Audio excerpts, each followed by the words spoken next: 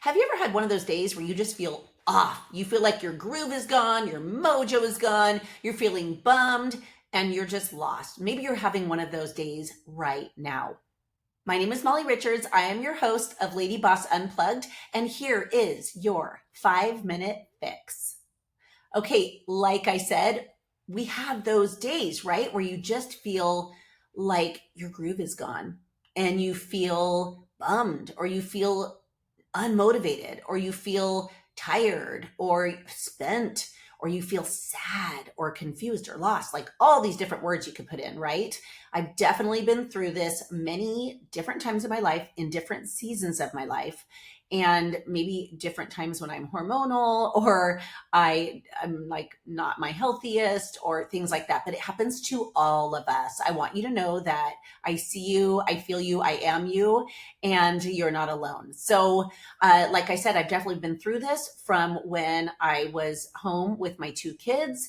I just felt like, oh my gosh, this is hard. This is frustrating. Like, is this all there is to life? And I was so thankful to be home with them, but I had these thoughts, right? And then I would be just kind of in a funk. And then like my husband would come home from work and I would be just like, crazy Molly.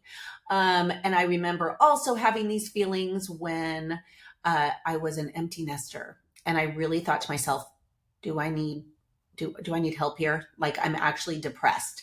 What is my purpose? What do I do now? Who am I? I don't know if you've been through this, but it is real. It is that empty nest syndrome is legit.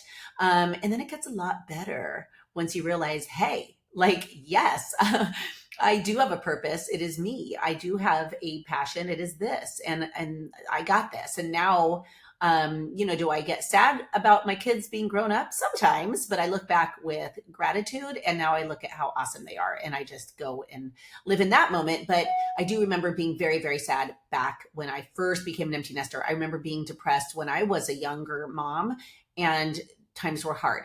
But I also have gotten that way without my kids or being involved at all. It was just me kind of just feeling a little bit down and lost. So I want to give you 4 quick and super effective tips to getting your groove back. Wasn't that a movie back like, I don't know, 30 years ago called Stella, how Stella got her groove back? So fill in your name. This is how you are going to get your groove back. Oh my gosh, that was an old movie. I think it was Angela Bassett. I don't know. Correct me if I'm wrong. Which, by the way, thank you so much. I first want to say thank you for listening to our podcast. I am so grateful for you. We as a community are grateful for you and keep sharing it and checking in. We adore you. Okay, so I'm going to try to really hit the 5-minute mark, but I might go for 6. I'm really getting shorter each time. So woohoo, celebrating. So the first way that you can actually get your groove back, get your mojo back, get your joy back is to remember that you are in charge of your happiness. No one else. I know. No one else is in charge of your happiness but you, and deciding what makes you happy and what you're going to do about making that happiness happen. It is all on you, sister. I know. It's so easy to be like, I'm not happy because my husband this, or because my kids this, or my situation is this. But really, truly, we have to own it. We have to be responsible. We have to take responsibility for our own happiness. Okay. So 1, remember, you're in charge. You are in charge of your happiness. Number 2 is let go of whatever's bringing you down right now. Let go of what is soul sucking. Let go of whatever it is that is taking you off track. Let it go. Let it go. I can't believe I'm singing on this podcast. Okay, but I had to, right? You know, when someone says, let it go, you then go down the frozen road, right? So, hey, why not use that song when something is sucking your soul, when someone is bumming you out, trying to take you down with them? Just sing, let it go at the top of your lungs, even if people look at you like you're weird, or inside your head, that might be safer. But let go of it. Let it go. Know that you can't control them. Okay, and then go back to, I'm in charge of my happiness.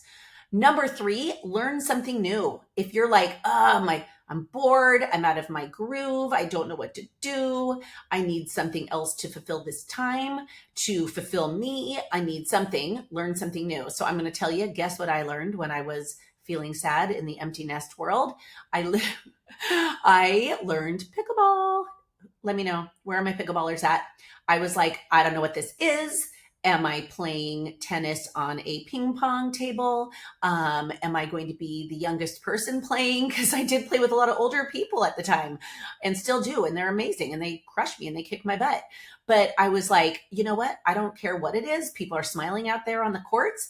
It looks pretty easy. I can wear a cute tennis skirt and I love being outside or in a club or whatever it is. I love being surrounded by people. I'm going to learn. And guess what? I became obsessed. I became obsessed. Warning, if you haven't tried pickleball yet, you might become obsessed as well. It became my favorite thing. It was a good workout, by the way. You play like for 2 hours and you burn like 500, 600 calories and you are happy and it's playful and it's really good for your brain, according to Dr. Daniel Amen, and many others, but it is just good for you. So that's what I did. You do not have to do pickleball, but let me know if you do. But you can learn something new. So ask yourself, what is that one thing I've been wanting to learn? Go do it. Go look into how you can learn it. Go do it. Maybe it's sewing, maybe it's quilting, maybe it is a sport, maybe it's a fitness class, maybe you want to go back to school, like maybe you want to have a podcast, maybe you want to have a home business, maybe you want to sell something online. I don't know. Go do it. Go learn how to do it. There's YouTube videos galore out there. So don't use the excuse of, I don't know how. We can't do that anymore with Google and YouTube, right? Or ChatGPT. No more. Number 4, look how far, notice and celebrate how far you've come.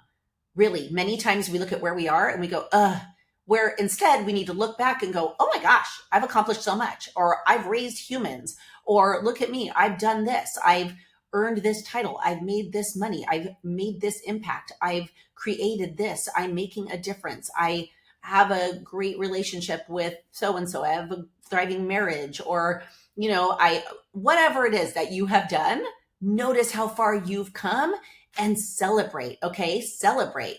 So like I said, many times we just are like, instead of going, wow, okay, I could change this. I could change my thoughts. I can change my actions. I can celebrate how far I've come and I can change my life. I can definitely change my energy and mood. So I hope that these 4 ways help you when you get stuck in a funk, when you feel like you've lost your groove, when you feel like you've lost your mojo. You can get it back using these 4 tips. There is your 5-minute fix.